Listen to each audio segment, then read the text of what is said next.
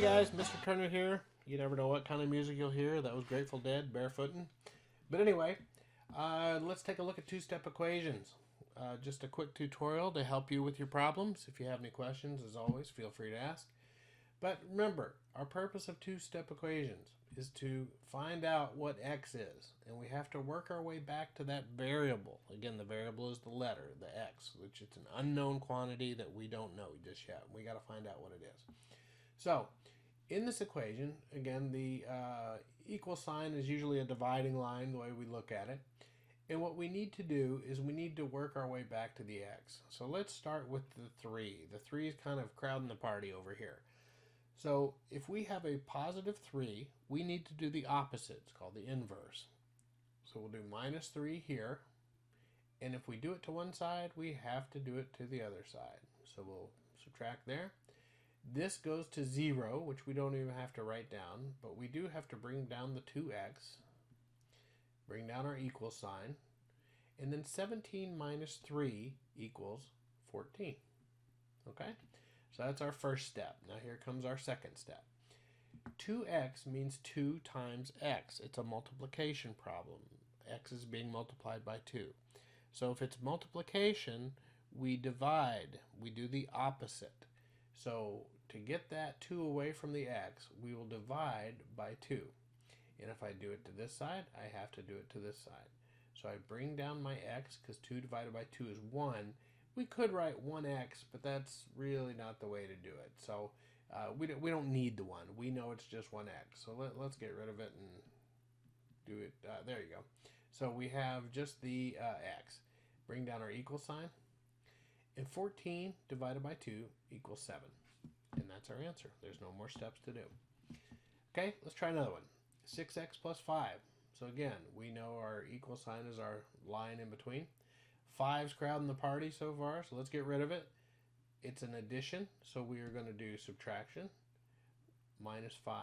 And on this side, we will also do minus 5. This goes to 0, which we don't have to write. We'll bring down the 6x. 6x equals 29 minus 5, which is 24. Okay? 6x is a multiplication problem. X is being multiplied by 6.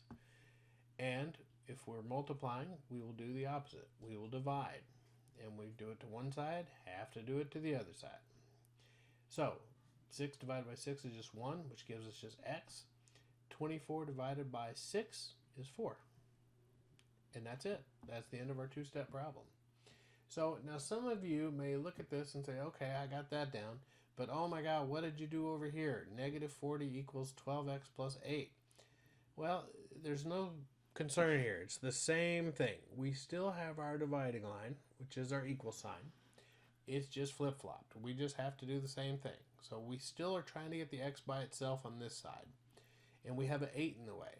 So we will subtract by 8 because we're doing the opposite. Hey now. And then over here, we will do the same. We will subtract by 8.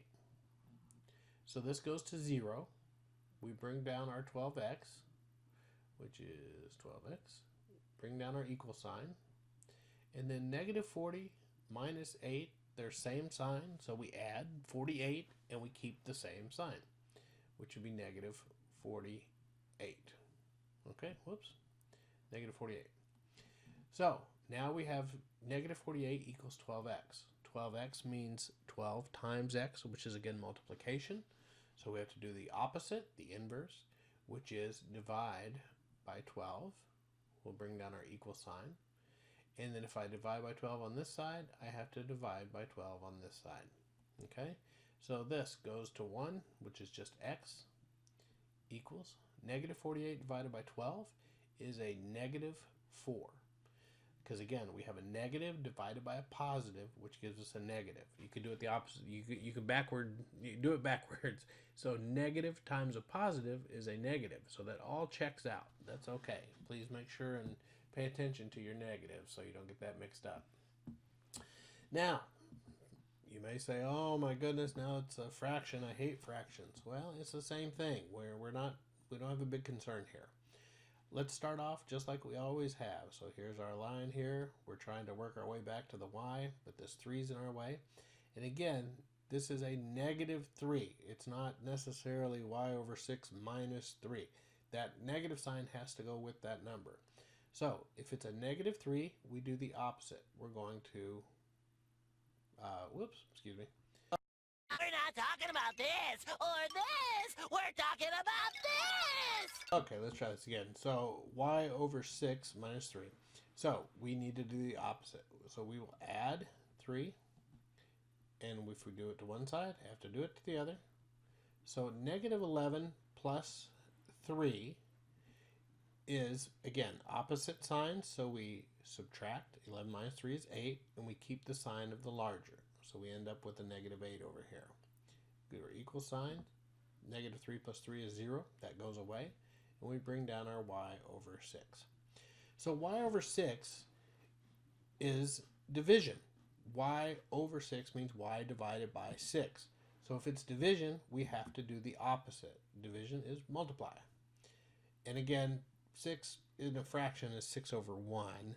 And we do that just to keep track of this, even though we don't usually write it like that. But 6 times 6 goes away. And then because we can cross multiply. And 1 times y is 1y, which is, we know, we just have to write the y. If I do it to this side, I have to do it to this side. So if we multiplied by 6 over here, we have to multiply by 6 over here. And negative 8 times 6 is a negative 48. And that gives us our answer. So we know that if it's division, we have to do the opposite and multiply. So again, remember, we're trying to find the variable, and we have to work our way back to it. We have to balance both sides. If we do it to one side, we have to do it to the other. And we always do the opposite. If it's addition, we subtract. If it's multiplication, we divide. Okay, thank you guys. If you have any questions, as always, feel free to ask. Hey, hey, hey, hey, hey, where you going?